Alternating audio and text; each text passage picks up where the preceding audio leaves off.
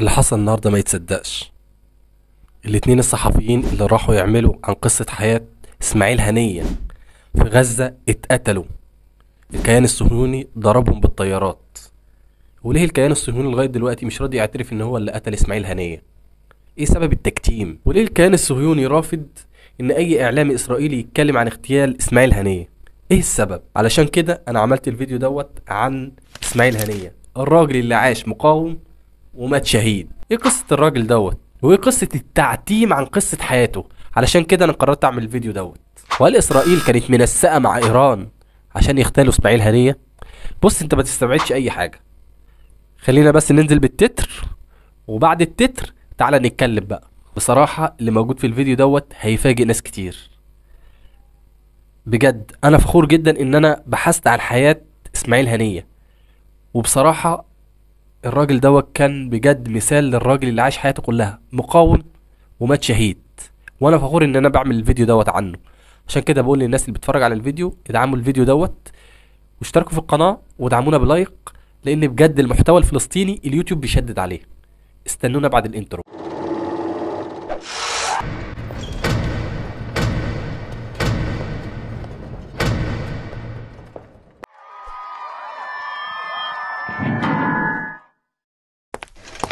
اسمه بالكامل اسماعيل احمد عبد السلام هنية. اتولد في الشاطئ في مدينة غزة أثناء حكم مصر لقطاع غزة 1963. درس في الجامعة الإسلامية في غزة، وكان أول شغله مع المقاومة كأغلب قيادات المقاومة في الجامعة.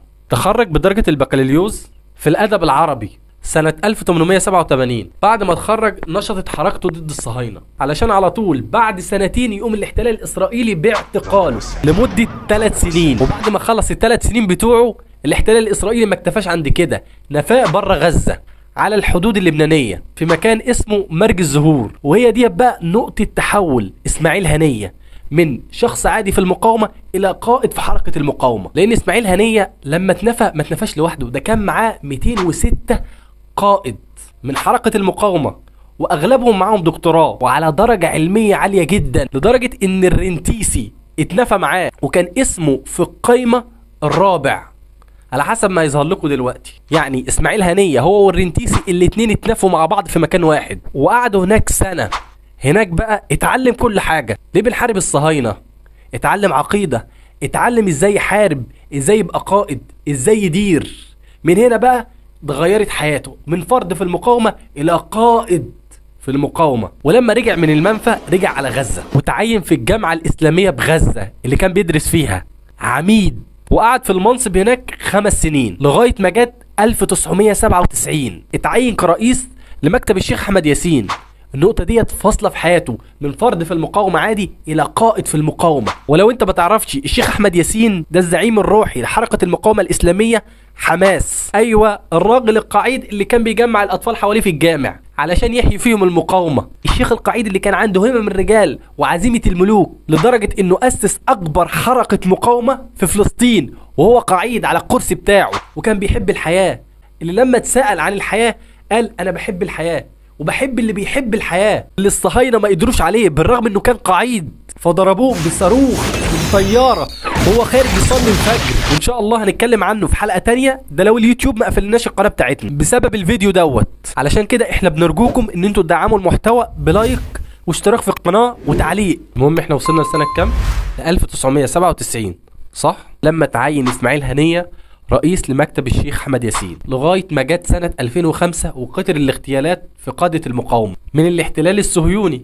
اترقى اسماعيل هنية في الحركة لغاية ما ترأس قائمة التغيير والإصلاح اللي فازت بالانتخابات التشريعية الفلسطينية 2006. وبكده أصبح اسماعيل هنية رئيس وزراء فلسطين. وأول واحد اصطدم مع اسماعيل هنية محمود عباس رئيس السلطة الإسرائيلية الفلسطينية. لو مش عارفين مين هو محمود عباس، عبسوا صاحب المخالب الحديدية. يا ناس يا عالم، احمونا احمونا احمونا يا الإنسان. يا اخي ليش ما بتحمونا؟ مش بني ادمين؟ مش بشر؟ حتى حيوانات لازم نحميها ولا لا؟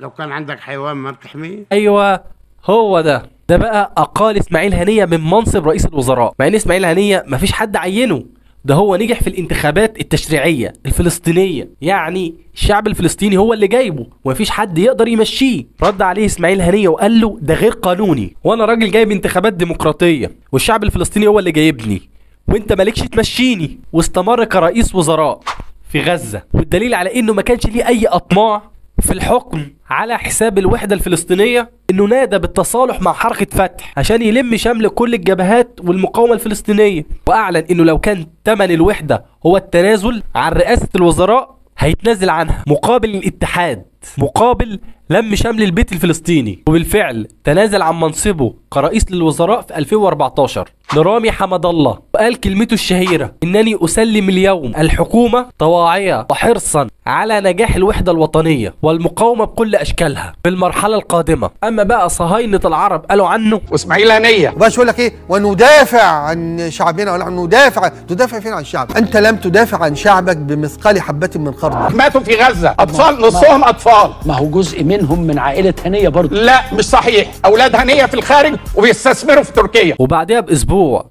الاحتلال الصهيوني يغتال أحفاده. 7 من أبناء وأحفاد رئيس المكتب السياسي لحركة حماس إسماعيل هنية وهم في طريقهم لزيارة الأقارب، إذ أطلقت طائرة المسيرة صاروخا استهدف السيارة بشكل مباشر وقتل جميع من فيها. ويطلع بعدها على طول على قناة الجزيرة ويقول: أرواح أحفادي مش أغلى من أرواح أطفال غزة. دليل على أنه أولادنا وأحفادنا وبناتنا هم حالهم من حال شعبنا، وهم موجودين في داخل هذا الوطن العزيز. وعد قرايبه اللي استشهدوا على ايد الاحتلال الاسرائيلي.